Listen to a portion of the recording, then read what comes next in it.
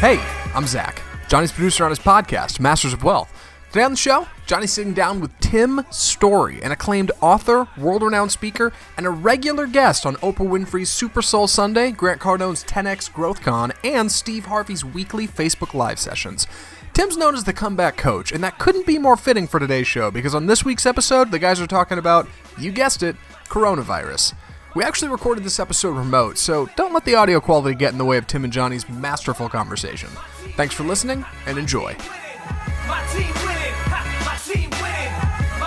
Hey, what's up? This is Johnny Wimbrey. I am super excited about today's podcast. Welcome back to the Masters of Wealth. I have a good friend of mine that's joining us today. I was on his show a couple weeks ago, so I'm super excited to have him on my show. You've already heard about him in the introduction, but please welcome to the Masters of Wealth show, my good friend, Tim Storey. How you doing, brother? I heard the applause. You know what's funny is my son watches wrestling, right? And right now, like SmackDown is still going on, and there's literally nobody in the audience because of the virus. And I'm amazed of how those wrestlers keep the momentum and the excitement with no audience. So let's clap. Exactly. Clap for yourself. How you doing today, man? Well, I think that I'm like everybody else. We're taking it step by step, day by day, week by week, right? Absolutely. Fully present, fully feeling, fully alive. So I am alive, and I'm present, and I'm glad that I'm talking to you.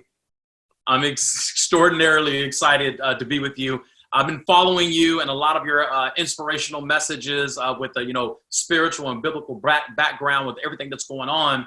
I think a lot of people are conscious of what's going on, and a lot of people are conscious of distracting people, with positive things. So I want to talk about the coronavirus, but I want to talk about it in a way where we're talking about positive, distractions. I mean, you are a spiritual leader. You have lives that are in your hands as a shepherd, if you will, as a leader, if you will. And I know that the level of your success as an entrepreneur, your success as a personality, as a best-selling author, as one of the best speakers on the planet today. But how are you dealing with this right now with the mindset of individuals that not just looking for your word of inspiration, they're plugging into you almost like a lifeline right now? What kind of accountability does that put on you? I think that the fact that me and you care about people makes our lives maybe different than someone else's. Yeah. So a lot of what I'm about is about love, about support, building people up, whether it be through a crisis or a celebration. So a lot of my life is dealing with people that have a crisis. So I became pretty doggone good at that. But a lot of that, my life has also been being with people and helping them to have great celebrations. So right now we're in a crisis, right? Yeah. So I teach this message that sometimes you got to go left before you get right. And I like to echo a little something that Bill Gates is talking about online and in the news, et cetera, is he's saying that it's almost like the planet needed to hit a reset button. And there's some lessons that we just needed to learn as mankind. Mm-hmm. I wish it didn't come through illness. I wish it didn't come through people losing jobs. I wish it didn't come through fear. But I think that it did come this way. And now that I'm left, what can I learn so I can get right? Wow. Now that I'm left, now that I'm sequestered in my own home. Right. Same. And you're in the same situation, and most people watching this are in this situation. Sure. Now that I'm left, what lessons can I learn? So we could turn our left into two things: a library and a sanctuary. So a library of learning and understanding, and a sanctuary of getting deeper with my Creator. That's beautiful. And if we do that on the left, it'll get us right a lot faster. That's beautiful, man. Well said. I want to, dissect a lot of what you just said. This is one of those shows, guys, where you're going to want to come back and listen and re-listen again, because in times like this, I'm that guy that's focused on creating success stories. I'm that guy that I love helping people, tap into another level of success. And, I come from the home-based business arena. And what's crazy is right now, for the first time in history, the bosses of the bosses are saying, how can we show them how to build our company from home? How can how can we sustain, growth by teaching these individuals how to work from home? And I think there's a blessing in that, because for the first time, hundreds of millions of people around the world are realizing it is possible to make money from home, to create wealth from home, but you don't necessarily have to just do it for your boss. You could do it for you as well. So that's kind of my message right now. But I got to be honest with you, I feel like I'm borderline crossing that line of being insensitive, focused on, success. But I believe that success, the name of the show is Masters of Wealth. And wealth is not just what you have exteriorly, it's what you have interior as well. I always teach people, wealth is, money is an ingredient of wealth, just like sugar is an ingredient for chocolate cake. You can't say chocolate cake without saying sugar. So when I say wealth, I'm not just talking about money, but I am saying it is part of the ingredient. But there are individuals who are out there right now, Mr. Storey, that are, for the first time looking at faith. What would you say to that person right now who doesn't have the background, of the biblical proportions of what's going on, that thousands of years ago, in ancient writings, it predicted that this would happen and has happened in our world? But I don't think we can compare this to anything. Do you? No, I want to first go into some that you said earlier that I liked about this idea of teaching on wealth, and then I'll get to the other part. Sure. I'm excited. You need to teach on wealth, and because what's happening is that some people are thriving and some people are just surviving. And so when you're just in survival mode, usually there's fear connected to that. Because if you're in survival mode and something goes wrong, most likely you don't have the money in the bank or anywhere else to fix the problem. That's right.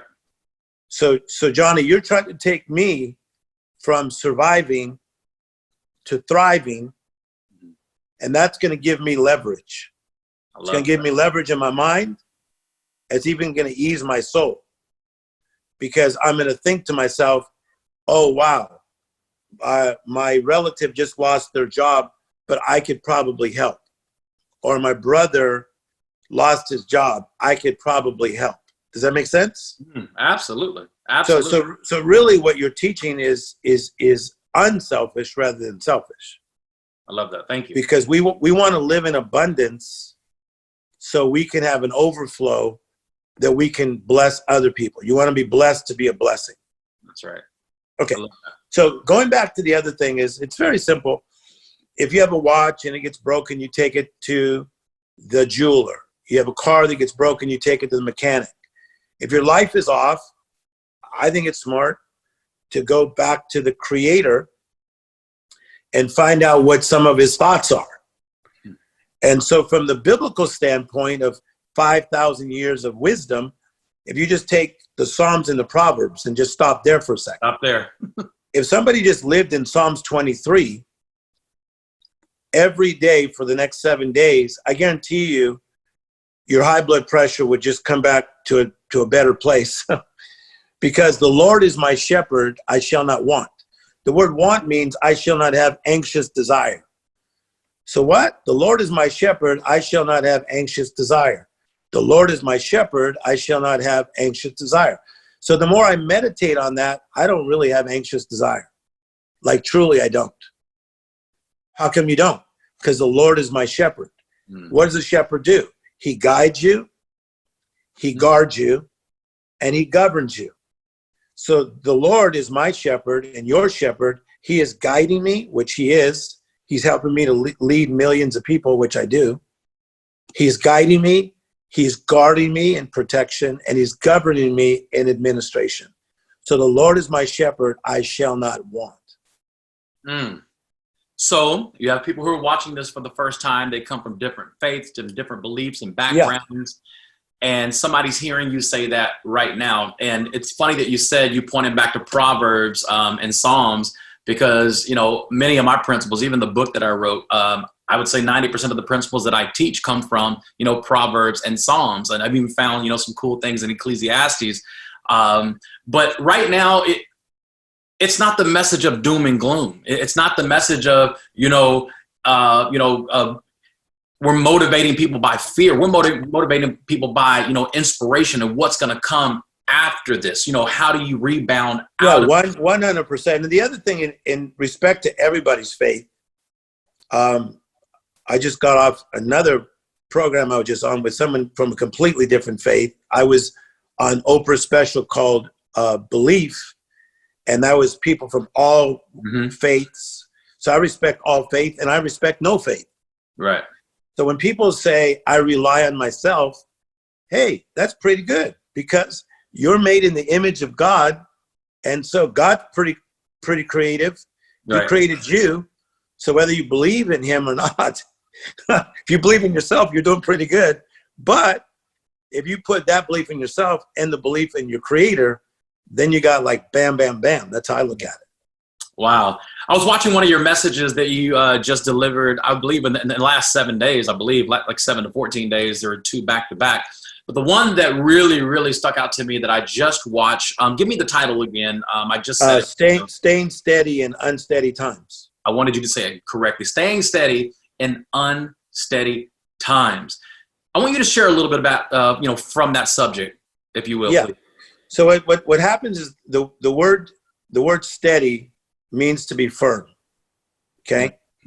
So it's hard to stay steady and firm in unsteady times. So unsteady means there's movement, jostling. So staying steady in unsteady times, staying firm and focused in the midst of all this going on. So a lot of my teaching is don't get dramatic in the midst of the drama. So is there drama? Yes. So if I turn on MSNBC, Fox News, CNN News, if I turn my phone on, see all the feeds coming through, drama, drama, drama, drama, drama. I have a choice. I could learn and say, okay, now I'm informed, or I can put my emotions in a negative way, and I can get dramatic in the midst of the drama.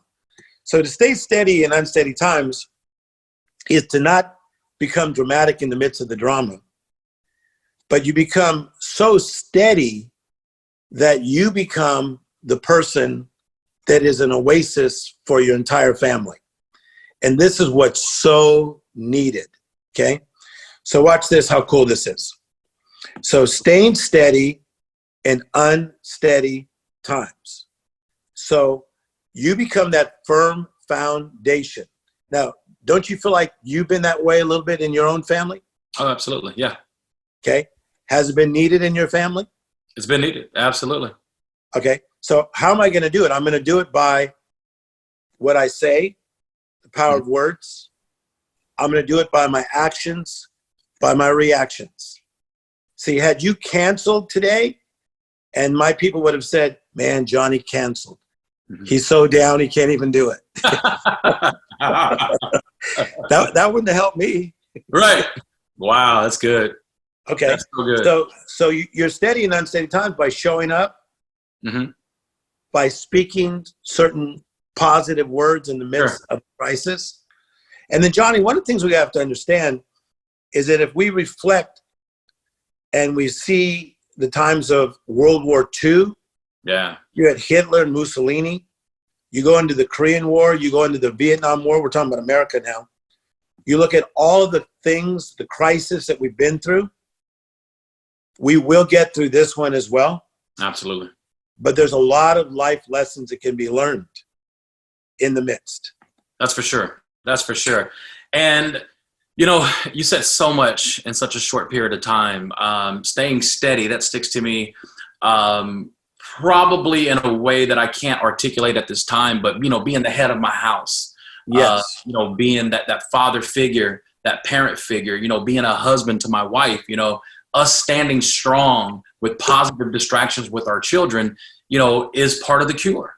Yeah, you set the tone. You set the tone. You're setting the tone on this podcast. The way you did the introduction, set the tone. You could set the tone in your family. You could set the tone in your city. I set a tone. I mean, I was just in the grocery store minding my own business the other day, and people were coming up to me because I'm a tone setter. Love it. Like, Tim Storey, what do you think? Oh, man, I don't know you, but hey, what do you think's going on? I'm a tone setter. That's good. And people are hungry right now, man. You're setting the tone. Love it. And people are hungry. People are hungry for information. And the sad thing is there's a lot of misinformation out there right now because people like to capitalize on hard times. And sometimes, one thing that you can't inherit, one thing that you can't pass down are, likes on social media. You can take it, you can accept it today, but you can't pass that down to the next generation. And it seems like, people are posting things and doing things, and I'm maybe even guilty, of it as well. But, what should we be focused on right now? I think that the thing that I always see it as God first, okay? My family second, and then my job is third. Yeah, same. So my devotion and my connection to God gives me supernatural strength, energy, clarity to be a better family person, right? Yes, sir. And then it helps me then in what I do in running all my companies. I'm running a lot of companies, and my stuff's getting hit too. Sure. But I'm not going to get dramatic in the drama. But I am going to use wisdom. But my wisdom I'm using is not normal. I'm using supernatural wisdom. Oh, yeah, we're already creating supernatural ideas that are already going into June, July, August, September on how we can shift things and re-navigate things in our businesses to make money. And we're doing it already in just 1 week. We did this in 7 days. We had to shift in 7 days, and we're already finding results because, again, I'm working off a supernatural mindset or a magical mindset. Right. And you and I, we were supposed to be on stage together in Nashville, Tennessee about 7 days ago, about 9 days ago. And, there were paid participants that were going to be at that event, Coach Bert's event. And, nobody freaked out. Nobody, none of us as speakers, made anybody else feel guilty. We just said, listen, man, this is going to be the setup for a major comeback. And I believe that tour that we're going to be doing together will not just be, masterful timing, but I believe the audience and the exposure of the tour that we have coming up is going to super exceed what it would have been if that makes sense. I think no doubt about it. So I'm glad that we're all working together with Coach Bert, yourself, many other great speakers, Sharon Lecter. Gotcha. And the whole idea is turning your setbacks to comebacks, and that what to do in life knocks the shout out of you. And so we're going to educate people of what to do when life knocks a shout out of you. And you're going to help us in the different ways that you help people, and Coach Bert and myself and Sharon Lecter, the other speakers. Yes. So, yeah. So for more information, how do they find out through your network? We're going to be promoting that event as it's coming up on all my social media platforms at Wembry. And feel free to share your information. It's going to be in the subtitles as well. But share how people get in touch with you. And I wanted to give this opportunity right now. I would love, if you will, leave an inspiring message for the people. I want to turn it over to you, and whatever you want to talk about, any new books, any seminars, anything that you have coming up. I'm very curious on what you've had happen in the last 7 days, and how can I be a part of it? I'm always looking for people like you, and your yes is a yes and your no is a no, and I will invest in that alone just based on your personality and the integrity thank you. Bring to the table. So Johnny, a lot of people are talking to me about this idea of what to do when you have a setback. So I actually wrote some things down that are found in this book, and thank you, Oprah, for helping this become a bestseller all around the world. Shout out to Mama Oprah. Come back and beyond. So when you're in a setback, number one, you have to become awake. Number two, you become aware. Number three, you got to take inventory. Number 4, you got to partner with the right support system. And number 5, you have to become educated. And then the next one is you have to then execute the plan. And so when you're in a setback, you have to wake up. You have to wake up. But then secondly, once you're awake, you have to become aware. Like, I'm awake, but now where am I? Okay. So this is what's tripping people out, is that some people have almost been like sleepwalking through a decade. Yeah. And they were just living their lives. And they're like, oh, this thing's not going to hit me. Nobody can stop me. And then it did hit them. Yeah. And then now we're quarantined. So now you got to become awake, you become aware. Now you got to take inventory. Oh, crap. What about this? Or what about my job? Or what about my son? What about my daughter? Or what about being single with, 7 cats? Or, whatever the situation is. So you can become awake, aware, you got to take inventory. But once you take inventory, you're going to realize you got lack, L-A-C-K. Yeah. So that's where people like you come in. So I think you're going to get even bigger and broader because you have answers for what I need. Awesome. Because we lack. So people are looking to Tim Storey, the comeback coach for all these years, 75 countries of the world, speaking to 85,000 people at a time. So there's no wonder I'm talking from 5 a.m. till late at night. And I'm talking all over the world. Yeah. And why is that? Because, success is finding the need and filling it. So what? You become awake, you become aware, you take inventory, you got to find the right partners and support. Then you have to re-educate yourself. So this is a perfect time for us to re-educate and become more educated, right? So when things like this happen, it doesn't leave us sitting in a setback for too long. Almost done. Awake, aware, take inventory. You need the right partners. You need to get educated. And then you got to execute the plan. So me and you are executors. Yeah. Man, I play injured. I'm a wounded warrior.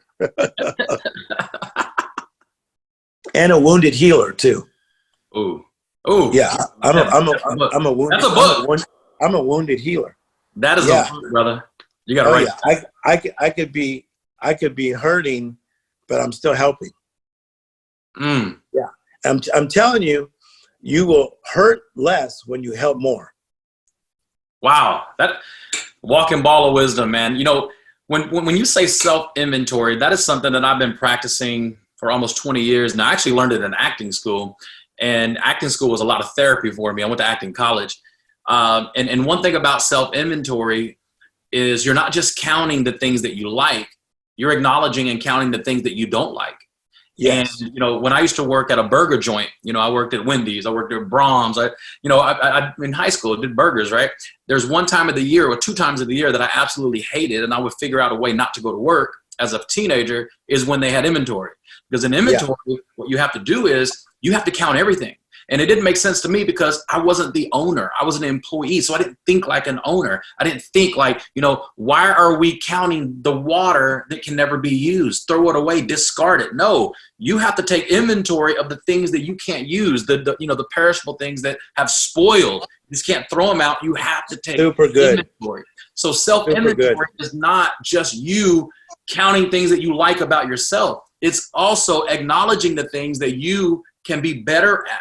And if you don't acknowledge those things, you're not doing true self-inventory. You know what? That's brilliant. You need to use that a couple more times this week. I got you. That was your best illustration I've heard in a while. Thank you. I appreciate it, man. I appreciate it. So the best way to find me is just Tim Storey Official, but I'm S-T-O-R-E-Y.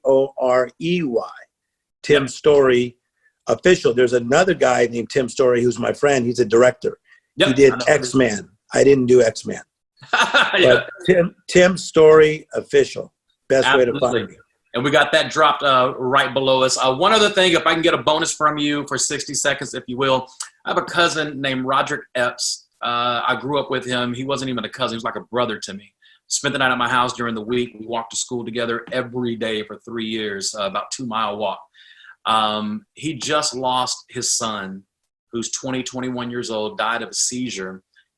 and his wife Cherie just lost her job this week or was laid off. So they had to bury their child, their only son, who was his namesake, in the midst of all of this stuff going on. Yes. Just leave an inspiring word for Roderick and Cherie, and I would love just to dedicate this show to them, if you will. Yeah. So to Roger and Cherie, I want to just tell you that, a lot of people say, I understand pain. Well, I do understand pain. And I think the fact that you have this loss, it is a loss. And the fact that you're grieving, you should grieve, because that shows how much you love somebody. The average grieving process is about 2 years, where it's an inner groaning. But in the midst of that inner groaning is grace. And that wherever we have gaps in our life, whether we lose jobs or lose family members that we love, grace fills in the gaps. And it's amazing that grace is in the middle of your tears, and grace is in the middle of your celebration. So right now, grace is in the middle of your sorrows. And so I want to just say that your test is becoming your testimony. And just by continuing to live and living at a high standard is a great story to all of us that will be watching your lives. So I'm with you, and God is with you. Thank you, ladies and gentlemen, the Masters of Wealth show. I greatly appreciate you having you on the show. The world famous, the one and only Mr. Tim Storey will be sharing the stages around the United States, and I'm assuming around the world very soon. God bless you, brother. Thank you so much for being on the show. Continue to do what you do. We need you. We need you more than ever, and we need you to duplicate yourself. Please duplicate yourself so that my children will be able to hear your voice through other individuals and their children, and so forth and so on. God bless you, brother. Thank you very much. Cheers. Thanks for listening to Masters of Wealth. To find out more about Tim, follow him on Facebook at facebook.com/TimStoreyOfficial, or check out his website at www.timstorey.com. To learn more about Johnny, follow him on Instagram at Wimbry, and check out his website at www.johnnywimbry.com. And to hear more episodes of Masters of Wealth, subscribe on your favorite podcasting platform to get new episodes delivered straight to your phone every single Monday. Thanks for listening, and we'll see you next time.